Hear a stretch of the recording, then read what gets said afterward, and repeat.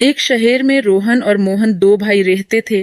बड़ा भाई मोहन और उसकी पत्नी सविता बहुत ही तेज थे और छोटा भाई रोहन और उसकी पत्नी जमुना बहुत ही सीधे। रोहन और मोहन दोनों की एक किराने की दुकान थी जिससे वह दोनों साथ में काम करते थे। एक दिन चालाकी से मोहन रोहन और उसकी पत्नी जमुना को घर से निकाल देता है और दुकान में भी काम करने से मना कर देता है। मोहन और सविता ठाट बाट से रहने लगते हैं और दूसरी तरफ रोहन जमुना के घर खाने को भी कुछ नहीं होता। उन्हें समझ ही नहीं आता कि वह करे तो करे क्या। दोनों बैठकर इसी बारे में सोच रहे होते हैं कि तभी रोहन को एक विचार आता है। क्यों ना हम पतंग की दुकान खोल ले। अरे अगर हम घर में ही पतंग बनाएं तो कैसा रहेगा। पर वो कैसे? अगर तुम मेरा साथ दो तो हम कुछ कर सकते हैं। 7 जनवरी में अभी टाइम है। बस फिर रोहन बाजार जाकर रंग बिरंगे कागज लेकर आता है और जमुना उनसे पतंग बनाना शुरू कर देती है। रात भर बैठकर वो काफी पतंग बना लेती है और रोहन भी उसकी बहुत मदद करता है।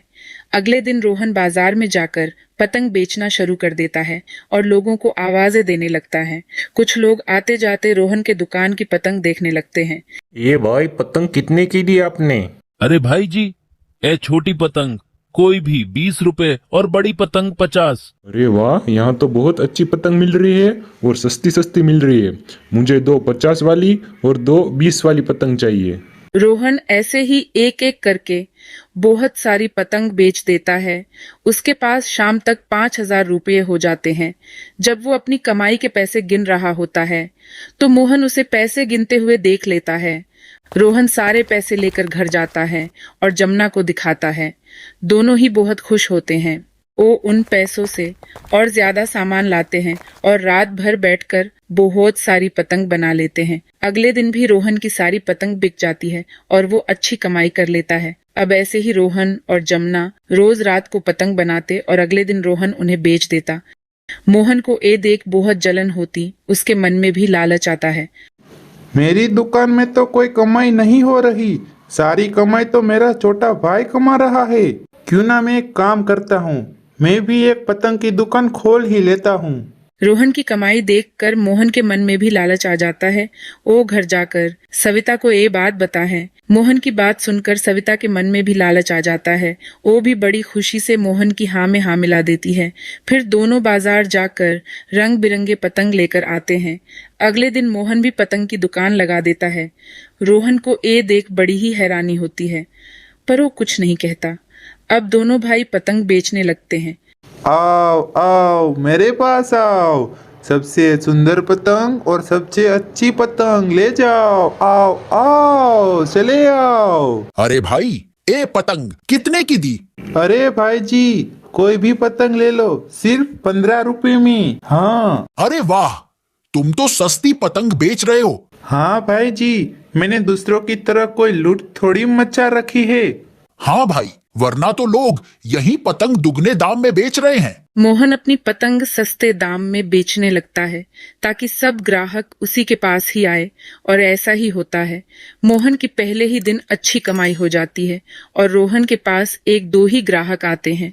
रोहन बड़ा उदास होकर घर जाता है और जमुना को सारी बात बताता है। अरे आज का तो दिन ही इतना बुरा है। मेरी पतंग की दुकान इतनी अच्छी चल रही थी पर मेरे ही भाई ने सारा काम किया, खराब कर दिया। उनकी दुकान तो अच्छी चल रही थी, भीड़ भी पतंग की ही दुकान खोल ली। आप दुखी मत हुए, भगवान हमारे साथ कुछ बुरा नहीं करेंगे। आप बस हिम्मत मत हारना। अगले दिन भी दोनों भाई अपनी अपनी पतंग की दुकान खोल लेते हैं। जब मोहन को ऐसा लगता है कि उसकी दुकान बढ़िया चल रही है तो वो बिल्कुल घटिया कागज की पतंग खरीद लेता है। मैं 2 रुपये वाली पतंग अब 10 रुपये में बेचूंगा और माला माल हो जाऊंगा। हा हा हा हा हा हा। तभी एक आदमी रोहन की दुकान पर जाता है। अरे भाई, पतंग तो काफी सुंदर लग रही हैं, कितने की दी? अरे भाई जी, ए छोटी पतंग कोई भी 20 रुपए और बड़ी पतंग 50। रे भाई जी, तुम तो इतनी महंगी पतंग दे रहे हो और तुम्हारे साथ वाला इतने कम दाम में पतंग बेच रहा है। अरे भाई जी, मेरी पतंग बेशक थोड़ी महंगी है पर मजबूत भी है। वो आदमी रोहन से पतंग ना लेकर मोहन से पतंग लेने चला जाता है और रोहन की दुकान पर कोई पतंग लेने नहीं आता। सब लोग मोहन की ही दुकान से पतंग लेकर जाते थे। मोहन शाम को घर जाने लगता है पर उसका ध्यान ही नहीं होता और उसका एक्सीडेंट हो जाता है। जब उसे होश आता है तो वो हॉस्पिटल में होता है और उसके आसपास उसकी बीवी सविता, जमुना और उसका भाई रोहन होते हैं। ये यहाँ क्या कर रहा है?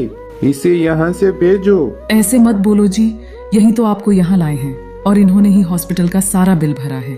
क्या इसने मेरा हॉस्पिटल का बिल भी भरा? अरे ये तो बेचारा कितना सीधा निकला।